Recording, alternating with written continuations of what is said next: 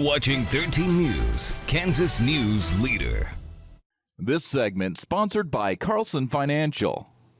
Many of us know about traditional IRAs, but there is a special retirement account that often flies under the radar. Carl Carlson, founder and CEO of Carlson Financial, is here to explain what it is. It is a spousal IRA. Spousal IRA. Okay, what is that and who's it designed for? It's little known, really. I find a lot of people that don't even know that thing exists. So it's designed originally, way back when it was put into place.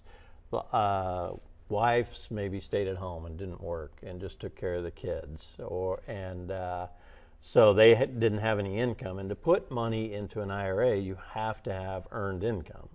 So that spouse didn't have any income, so they couldn't do an IRA. So they formed this thing where they said, well, if the other spouse makes enough money, they can put money into their spouse's IRA, and that's called a spousal IRA. So there's something just in their name that way, as opposed to something that's shared or that they have to be a beneficiary on? Right. Okay, so how does it work? So, first of all, the person that's putting the money into the other spouse's, first of all, the other spouse doesn't really have enough income or any income to do their own. Because if you have enough income, you can just do your own. You don't need to do the spousal one. So that spouse that has enough income, and for this year, it's $7,000. If someone is under 50, you get an extra $1,000 for the catch-up if you're over 50. So it would be $8,000 each. So in that case, if you're going to max each one of them out, you would need to have earned income of at least $16,000. So as long as you got that, you can open up an IRA for your spouse. Now, there is no technical IRA called a spousal IRA, so it's a little confusing. If you go into your bank or your brokerage firm and say, I need to open a spousal IRA account, they don't have such a thing. You're just opening an IRA for yourself and your spouse. They call it a spousal IRA, the IRS does, but there's no such thing as a spousal IRA. It's an IRA.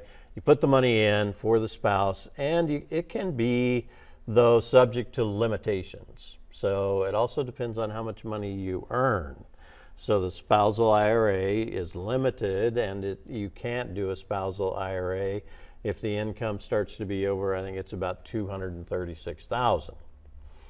However, you can still always do an IRA, put money into a spouse's IRA, but it's not deductible. Okay, you can't do a Roth IRA if the joint income is over $236,000. There's a little window, $230,000 to some $250,000 or well, most people, that are watching are probably going to fall under that anyway, and so this is a good thing. But is there a tax advantage to it? I mean, you're going through, it sounds like a bunch of steps, but what would be the advantage? So this would be where the tax planning comes into place. Okay, you got to build a plan for how you're going to deal with all your taxes to really minimize them now and minimize them in the future when you're drawing out of those accounts. So are you going to put that money into a spousal IRA that's deductible, or are you going to put it into a spousal IRA that's a Roth IRA? Well, I don't know. Well, oftentimes what happens, it's going to plan. You got to plan, Melissa.